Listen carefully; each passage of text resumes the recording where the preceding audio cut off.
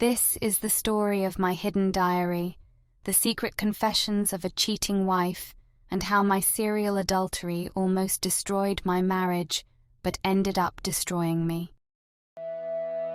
Chapter 1. I slept with a stranger on my wedding night. My wedding day. It was the epitome of what one might call storybook perfect. The weather had cooperated, casting the entire affair in a soft golden hue that one often finds in those romantic films from yesteryears. The kind of light that makes everything seem ethereal, too beautiful to be rooted in reality. Guests were dressed in their finest, and there was a symphony of laughter, well wishes, and the gentle clinking of champagne glasses. But me, I was the center of it all, dressed in a gown that flowed like water, a delicate tiara crowning my chestnut locks. Everyone remarked on how radiant I looked, how my eyes shone with the light of love, and they weren't wrong. I did love Chris. I do. He was everything one could hope for in a partner. Kind, loving, understanding. In many ways, that day was everything I had ever dreamed of. And yet, as the sun began its descent, casting elongated shadows and painting the world in hues of orange and pink, a familiar restlessness settled within me, a hunger, an urge. It was a sensation I had grown familiar with over the years, a silent siren's call that I found myself heeding more often than not. So, while the party continued in full swing, and Chris was pulled away by a group of old college mates, reminiscing about some long-forgotten incident, I found my feet guiding me away from the lights, the laughter, the binding commitment I had just undertaken. My heart raced, not with fear of being caught, but with the anticipation of the illicit, a thrill that was all too familiar. The location? An old pub, not too far from the venue, dimly lit, its walls soaked with secrets of countless patrons over the years. The kind of place where one can be anonymous, even if just for a little while. And there, seated at the bar with a glass of amber liquid, was him, the mysterious stranger whose allure was hard to pin down but impossible to ignore. He looked up as I entered, his eyes locking onto mine with an intensity that made my breath hitch. I could sense the recognition, the mutual understanding of the silent agreement we were about to enter. There were no words exchanged, just a nod, an invitation. What followed was a dance, not of bodies, but of minds, conversations dipped in innuendo, subtle touches that sent electric jolts through my veins. For that stolen hour, the world outside ceased to exist. It was just him and me, bound by a connection that defied logic. And then, as suddenly as it began, it was time to return. To the glittering lights, to my husband. With one last lingering touch, one that promised more yet spoke of the transient nature of our encounter, I stepped out into the cold night air. The weight of my actions, the gravity of the betrayal hung heavy, but intertwined with the guilt was a thrill, a heady intoxication that made it all too addictive. That night, as I lay next to Chris, I realized that love and desire, fidelity and passion are not always aligned. Sometimes they exist on parallel tracks, never destined to meet. And sometimes, in the rare moments they do converge, they burn with an intensity that can scorch everything in its path. Throughout my life, I've always found solace in the written word, and what better confidant than a diary? A small, unassuming book, its pages filled with the rawness of unfiltered thoughts and forbidden trysts, each entry a testament to my insatiable cravings, my hunger for that which was just beyond the realms of morality. Our honeymoon was in Venice, a city of winding canals, shadowed alleys, and secrets whispered under the cloak of night. Chris and I had chosen it for its romantic allure, the promise of evenings spent in the soft glow of lanterns, the gentle lull of water against gondolas. But while Chris dreamed of the city's history, of art and architecture, I was drawn to its mystery, its ability to cloak one's indiscretions in layers of mist and shadow. And so it was on one of these nights, when the sky was painted a deep indigo and Chris had retired early, exhausted from our daytime excursions, that I found myself wandering. The pull was magnetic, guiding me through narrow streets until I found myself in an intimate, dimly lit bar. It was there that I first encountered Charles, a man whose very presence radiated an undeniable power and charisma. He was the epitome of forbidden temptation, a challenge, a promise.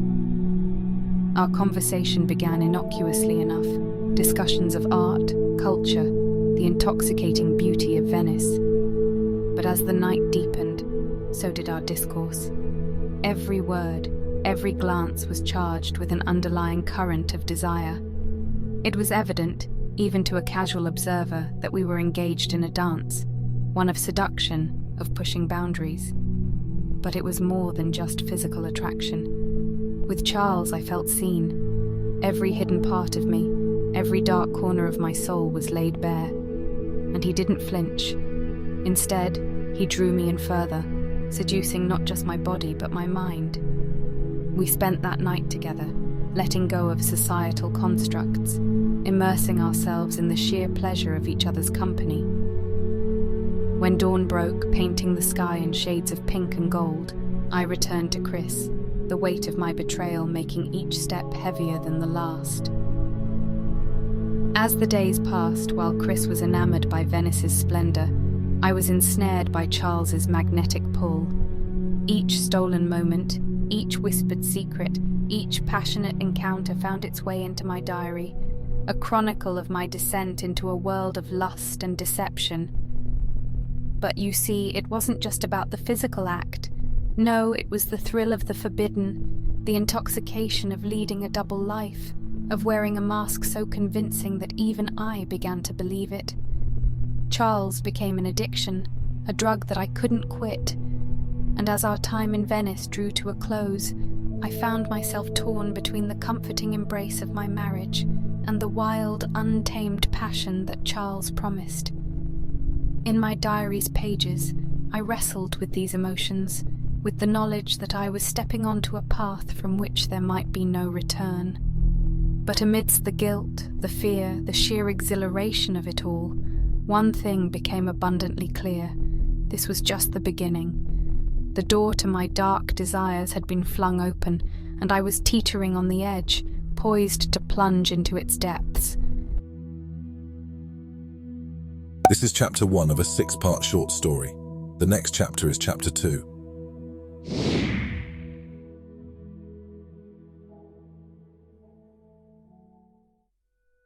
Chapter 2. Diary of a sex-addicted, adulterous wife.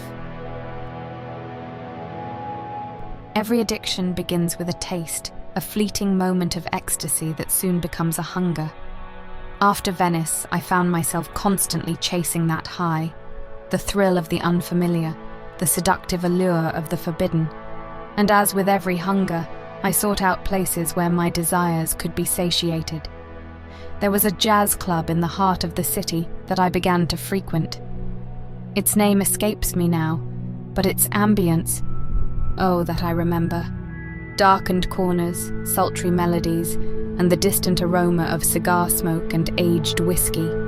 A place where secrets whispered in the ear were drowned out by the soulful strains of the saxophone.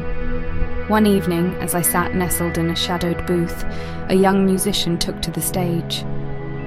He was, for lack of a better word, mesmerizing. Raven-haired, with a chiseled jaw and eyes that held stories far beyond his years. His fingers danced upon the keys of the piano, each note resonating with the very chords of my heart. We didn't speak that night, but our eyes met more than once, holding promises that words could scarcely convey. There was a magnetic pull, an unspoken understanding, and I found myself returning to that jazz club night after night. And then, one sultry evening, as the final notes of a haunting melody faded into the smoky air, he approached. His voice, soft and slightly raspy, introduced himself as Leon. There were no pretenses, no games, just two souls recognizing the fire within each other. Our affair began in earnest. Unlike with Charles, with Leon, it was raw, unbridled passion, the kind that consumes you, body and soul. The world outside ceased to exist when I was with him. The dimly lit rooms of the jazz club, the rhythm of our heartbeats synchronizing with the throb of bass and drum, became our universe. But it wasn't just the physical connection. Leon, with his youth and his passion for music, brought out a wild, carefree side of me that I had long buried beneath layers of societal expectation. Our nights weren't just about stolen kisses and fervent embraces. They were about freedom, about losing ourselves in the music and each other. Every moment with him was like a stolen piece of time, one that I knew couldn't last. We were like two notes in a song, destined to harmonize for a brief moment before going our separate ways. And though I yearned for more, the very nature of our relationship, the secrecy, the thrill of discovery, the looming danger of exposure, added fuel to the fire. As days turned into weeks, the lines between my two worlds began to blur, the poised, elegant wife and the wild, passionate lover. Leon's melodies began to seep into my every waking moment, a constant reminder of our clandestine affair. The very air seemed charged with our secret, and with each passing day the risk grew. But did I care? In the moment, no. The allure of the forbidden, the heady rush of danger, it was all too intoxicating. Yet even then, a small voice within me whispered of the impending storm, of the consequences of playing with fire.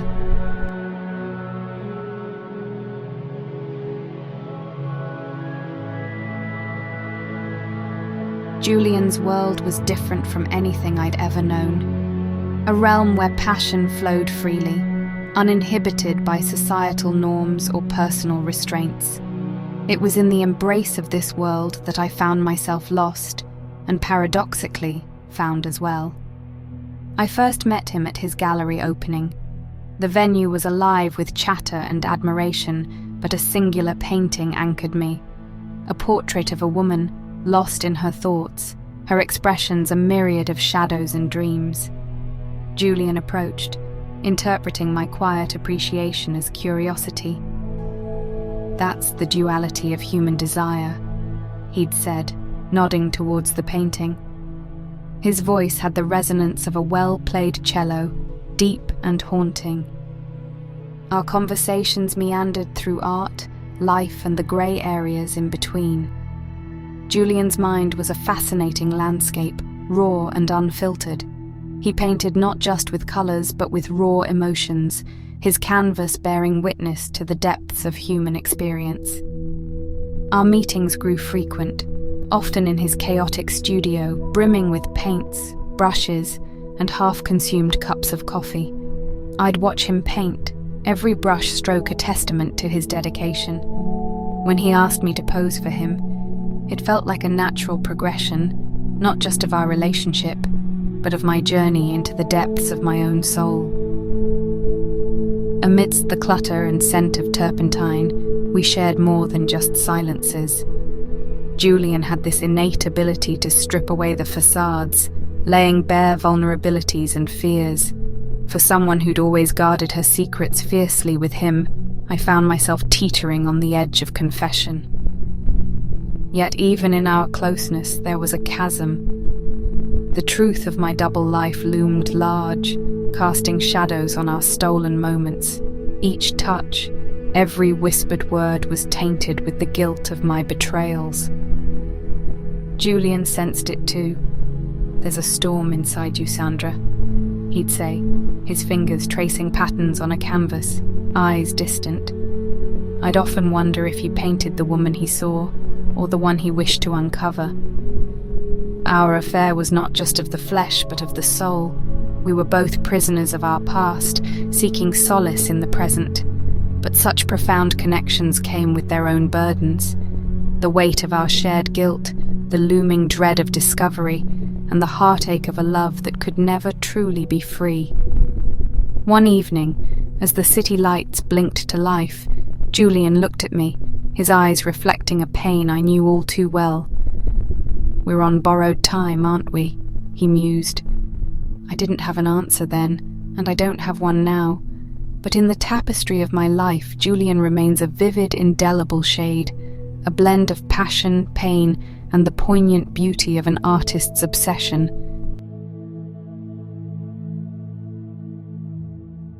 This is chapter 2 of a 6-part short story. The next chapter is chapter 3.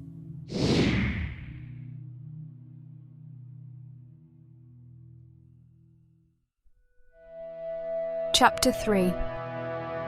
Every adulterer's nightmare. This could destroy my marriage. As I sank deeper into the quicksand of my transgressions, the universe, with its twisted sense of justice, saw fit to send reminders from my past. Echoes of a time when the thrill of the chase had been simpler, less fraught with the layers of duplicity that now defined my life. It began with an innocuous message, a digital whisper in the vast cacophony of the online realm. "Remember me?" 2 words, seemingly innocent, but they cut through the fabric of my present, drawing blood. Michael, a name I hadn't thought of in years. We'd shared fervent months of clandestine meetings before I'd decided it was a chapter best closed. The memory of our time together was a haze of dimly lit hotel rooms, fervent whispers, and the delicious thrill of stolen moments. But like all things predicated on fleeting passion, it had burnt out, leaving behind only ashes. He'd moved on, or so I thought. Yet here he was, reaching out from the shadows, his intent cloaked in ambiguity. I replied, my words carefully measured, attempting to gauge the motive behind his sudden reappearance. Soon, hints dropped like breadcrumbs indicated his intentions weren't benign. Veiled threats punctuated our conversations, an undercurrent of menace lurking beneath the pleasantries. It'd be a shame if Chris found out about our little secret, he mused in one of his messages. A chill ran down my spine. The walls of the labyrinth I'd built seemed to close in, threatening to trap me. Julian's touch, his scent, our shared moments, everything felt distant, overshadowed by the looming spectre of exposure. But intertwined with the fear was a perverse thrill. It's hard to admit, even to myself, but the danger, the tightrope walk on the precipice of ruin, was exhilarating. My dalliances, initially driven by a quest for passion, were now intertwined with the adrenaline rush of the forbidden. The line between desire and the thrill of danger had blurred, driving me further down the rabbit hole of recklessness. I decided to confront Michael, hoping to broker some form of truce. We met at an old haunt, a bar dimly lit with the melancholy of past transgressions. The weight of our shared history hung thick in the air. "You always did love playing with fire, Sandra," Michael began, his voice dripping with a mix of nostalgia and malice. "Why now, Michael?" I asked, my voice steely, trying to mask the turmoil within. A smile, more a smirk, tugged at the corner of his lips. "Let's just say I feel slighted, forgotten, and we both know how dangerous forgotten memories can be." Our conversation was a dance of wits, a game of cat and mouse. Every word, every nuance loaded with significance. We parted that night with an uneasy truce, the terms of which were left hanging, unspoken but understood. As I stepped out into the cold night, the weight of my choices bore down on me. The web of deceit, the shadowy figures from the past, and the ever-present threat of discovery formed a noose, tightening its grip. Crafting a world of deceit is a meticulous art form. One might argue it's not unlike painting or sculpting. Each layer, each brushstroke requires precision, It's a delicate balance of weaving truths with untruths until even the creator begins to lose track of the original canvas. From the outside, it might seem like an elaborate game, stolen glances transformed into tales of chance encounters with old friends, late nights at the office cleverly explained away as dedication to my work. I had answers, alibis, excuses, an intricate dance of deception, carefully choreographed and executed to perfection. But you must understand, it was never just about the thrill. It was survival, a desperate attempt to keep the walls of my two worlds from crumbling, from colliding. My heart, always in a vice grip of panic, of being found out. Yet, for all my careful planning, the biggest deception wasn't the lies I told others, but the ones I told myself. The internal justifications, the mental gymnastics to reconcile my actions, to find solace in the shadows of my own conscience. With every lie, every tryst, the abyss within deepened. Each time I looked in the mirror, I searched for the woman I once was, the one untainted by this labyrinth of betrayals. All I saw was a stranger, her eyes haunted by the spectres of her choices. There were nights, many nights, where the guilt consumed me, when the faces of those I'd wronged, especially Chris, loomed large, casting judgment. The love I felt for him, the genuine moments we shared, they became my torture, reminders of the sacrilege I was committing. But how do you escape a prison of your own making? How do you break free from chains you've so meticulously forged? The truth is, you don't. You merely adapt, evolve, become a master of your own illusions. And therein lies the cruel irony. In my quest for freedom, for passion, for life beyond the ordinary, I'd shackled myself to a life of perpetual subterfuge, a life where trust, authenticity, and peace were but distant mirages. My soul, once vibrant and untamed, now felt trapped, ensnared in the web of its own making. The game of deception had become my reality, and with each passing day, the lines between truth and lies blurred further, leaving me adrift in a sea of my own contradictions.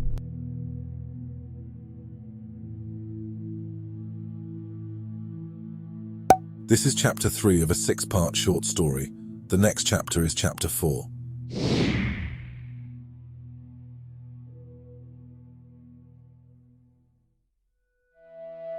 Chapter 4. My untamed desire for sleeping around was going to be tested.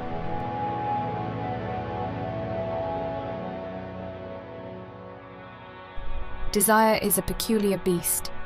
It takes on many forms, constantly morphing, evolving. Some say desire can be controlled, tamed, reined in. But mine was like a wildfire, unpredictable and all-consuming. It didn't discriminate. It didn't hold back. Each man was a chapter, a unique story in the chronicles of my yearnings.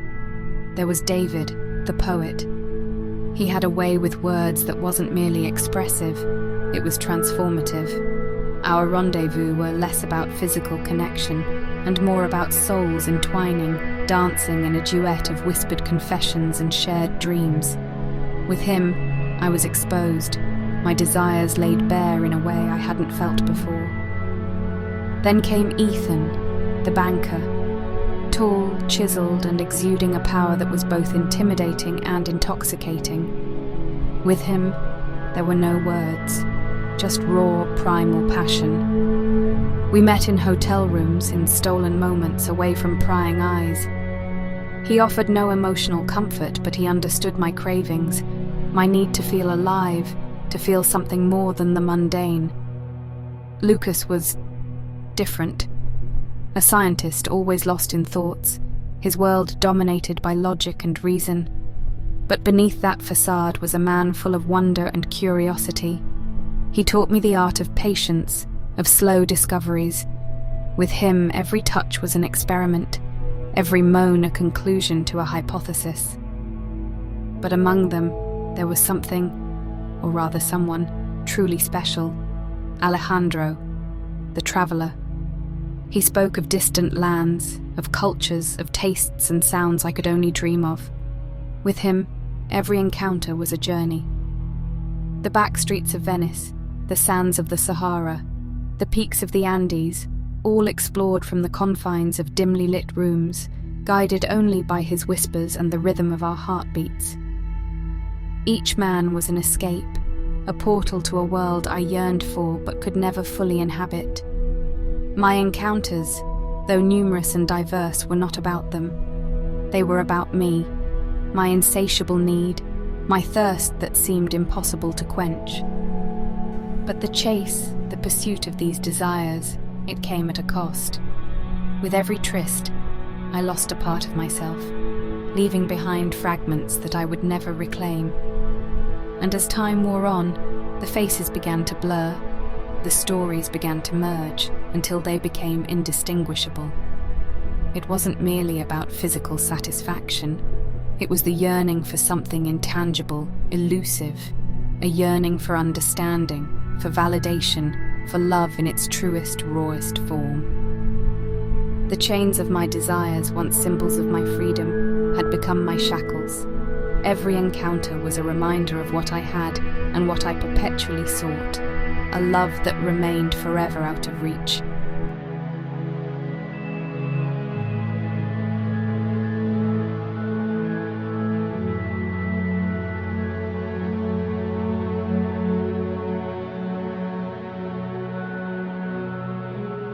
Life has a peculiar way of catching up, you know. One minute you're chasing desires, and the next, the reality stands at your doorstep, demanding to be acknowledged. It was on a drizzling Wednesday evening that Chris came home with the news. He had been feeling weak for weeks, subtle moments where his strength seemed to betray him, where his laughter wasn't as hearty as I remembered. I had been too engrossed in my world to notice. But that evening, with a pale face and trembling hands, Chris handed me a medical report. The diagnosis was written in cold, clinical terms: advanced stage leukemia. I remember the room spinning. The weight of the paper seemed incongruous to the enormity of its implications. Chris, my constant, my rock through my whirlwind of escapades, was battling for his life. The irony wasn't lost on me. While I was out seeking ephemeral pleasures, the true treasure, the love that had always been by my side, was slowly slipping away. Chris, in all his gentleness, tried to comfort me. Can you believe it? Even in his pain, his concern was for my well-being. "We'll fight this together," he whispered, pulling me into a tight embrace. The warmth of his hug, the familiar scent of his cologne, suddenly everything became overwhelmingly real. And amidst this reality, a deep-seated guilt began to gnaw at me. The days that followed were a blur. Hospital visits, chemotherapy sessions, medical consultations. Our lives, once filled with plans of vacations and dreams of the future, now revolved around medical jargon and bleak statistics. In those cold, sterile hospital rooms, watching Chris battle his ailment with a quiet resilience, the gravity of my transgressions bore down on me. Each whispered assurance from him felt like a dagger, each tender touch a reminder of my betrayal. His love for me, steadfast and unwavering, stood in stark contrast to my infidelities. The man who should have been my sole focus, my only love, was now fighting a battle, and all I could think of were the faces, the names, the stolen moments of passion. The weight of remorse laced every word. Chris's health, his battle, put everything in perspective. The pursuits, the desires, the passions, they all paled in comparison to the love we shared, to the memories we built. And as he slept, breathing softly beside me, all I could pray for was a chance to right my wrongs, to be the partner he deserved. This is chapter 4 of a 6-part short story. The next chapter is chapter 5.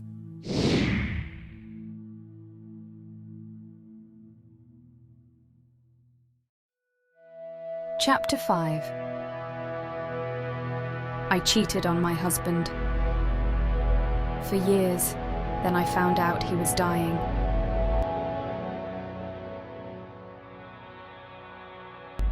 I remembered our first dance, the feel of Chris's hand, firm yet gentle, guiding me, the glint in his eye, the promise of a future, the way he'd pull me close when the music's tempo slowed, his heartbeat syncing with mine, a moment of pure, unadulterated love. In contrast, there were the covert glances with strangers, the hurried meetings in dimly lit places, and the heart-racing excitement of the forbidden. While there was passion, it lacked the depth, the warmth that only true love brings. I thought of our holidays, the spontaneous road trips, the shared jokes, the laughter. How Chris would always try something adventurous, coaxing me out of my comfort zone. Those shared adventures, the moments of pure bliss, became stark reminders of what I had risked. As Chris's health waned, his once robust frame becoming frailer, his zestful eyes now carrying a weariness, those memories became both a balm and a curse. The hospital's antiseptic smell, the monotonous beep of the machines, they became our constant, a cruel reminder of the fragility of our shared time. And through it all, there was this gnawing weight, this incessant itch, the need to confess, to lay bare my soul, to seek forgiveness. But the fear of causing him more pain, of shattering that serene image he held of us, held me back. I yearned for a sign, an omen, anything that would guide me. The paradox was stifling. The man I had wronged was the very person whose counsel I sought. At night, when he'd drift into a pain-induced sleep, I'd find solace in his warmth, letting my tears, my silent confessions, seep into the sheets. There was a particular evening Chris, in a moment of lucidity amidst his pain, spoke of love, of forgiveness. "We all have our demons," he whispered, his voice hoarse. "The strength lies in confronting them, not letting them define us." I wondered then if he knew, if he sensed the turmoil within me, but he simply smiled, that gentle, loving smile of his, leaving me with more questions than answers. I wanted desperately to be the woman he believed I was, the faithful wife, the loving partner. But the shadows of my past, the spectres of my actions, loomed large, threatening to suffocate me.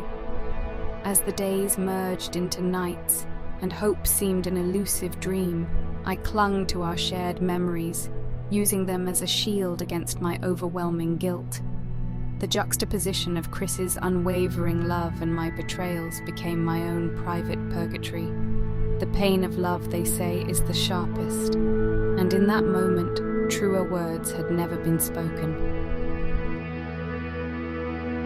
One of the most insidious things about watching someone you love slip away is the overwhelming stillness. The room seems so silent, even with the quiet rhythm of the heart monitor. Chris, once so vivacious, was reduced to this quiet existence. One evening, as the sun's last rays painted the hospital room in hues of gold, Chris beckoned me closer, his frail hand reaching out. The warmth was still there, though diminished. He looked into my eyes, and for a moment, it felt like the world had paused. He whispered with so much effort, "Sandra, my love, do you remember the night we sat on that hilltop watching the stars?" And I did. How could I forget? A night where it was just the two of us, the world forgotten, lost in each other. He smiled, the effort evident. "You know, in all our years, that's the memory I cherish most. The silence, the beauty, you by my side. I've loved you every single day since then, and I'll continue to, no matter where I am."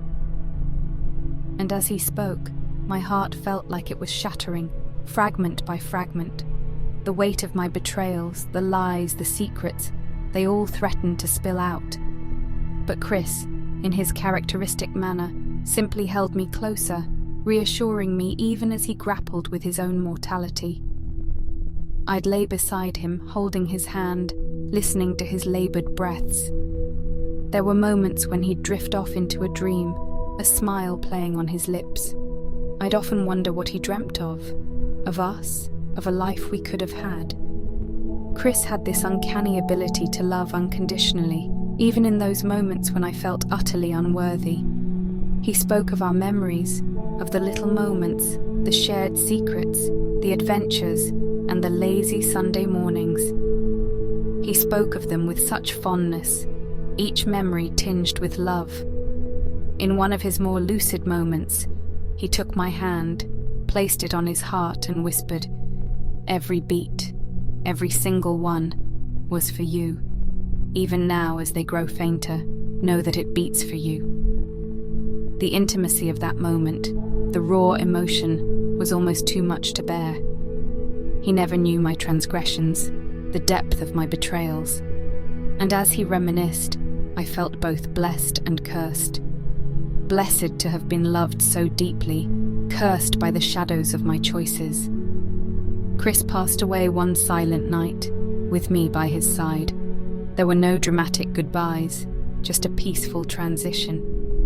As I held him, his last breath warm against my cheek, the weight of my actions bore down on me. In his absence, the room felt colder, emptier. Chris had given me his heart, his love, his trust, and in the end, all I had to offer were silent goodbyes, whispered confessions that he'd never hear, and the undying weight of my guilt.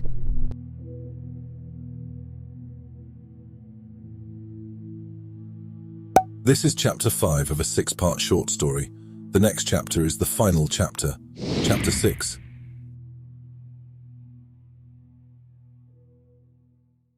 Chapter 6. I was a serial adulterer, and now my husband is dead, and I don't know how to feel.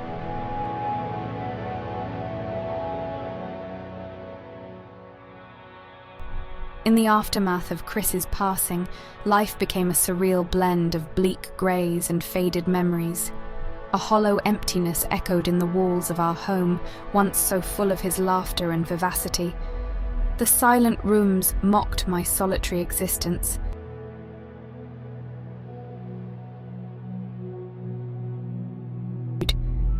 Everything was a painful reminder of him. The dent on his side of the bed, the unfinished book on the nightstand, his aftershave lingering in the bathroom. They whispered tales of a life once shared and now lost. But with his absence also came the shadows. They crept into every corner of my life, reminders of the many secrets I had kept, the betrayals I had committed, and the lies that had defined our marriage. Chris may have left, but he unknowingly left behind my accusers. The worst part was the knowledge that he had departed this world loving a facade. He loved an idea of me, one untainted by the sordid truths of my life. It's one thing to live with guilt, quite another to realize that the love you received was built on deceit. As the days blurred into nights, sleep eluded me. When I did drift into a restless slumber, dreams, more accurately, nightmares, haunted me. Visions of Chris, of him discovering the truth, of him turning away in disgust. Each morning, I'd wake up bathed in sweat, the weight of my past refusing to let me go.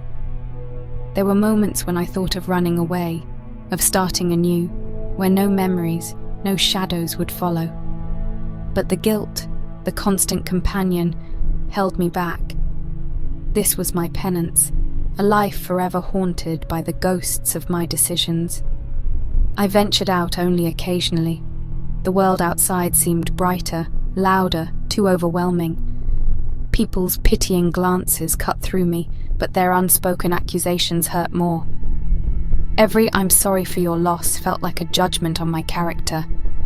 In the quiet moments, in the deafening silence of my home, I'd often reflect. I tried to fathom why I sought the thrill of another's touch, the allure of a forbidden tryst. Was it the escape, the validation, or was it simply a symptom of a deeper ailment, a need to self-destruct, to to sabotage my own happiness. I found no answers, just more questions, each one a bitter reminder of the path I had chosen, the path that led me away from the warm embrace of the only man who ever truly loved me. There were nights when I'd sit in his study, surrounded by his books, his notes, his world. I'd pore over his writings, trying to find a piece of him. One particular diary entry stood out.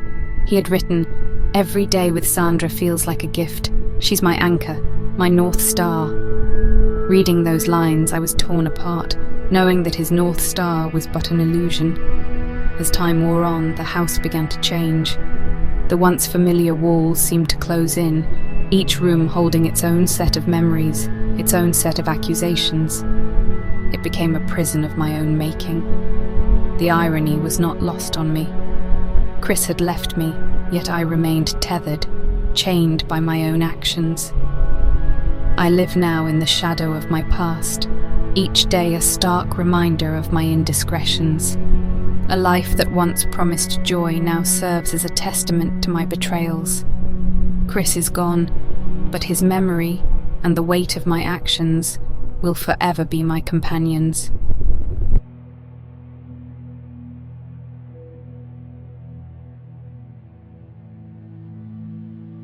The city outside seemed different, yet it was not the city that had changed, but rather me. I walked its cobbled streets as a phantom, a remnant of who I once was.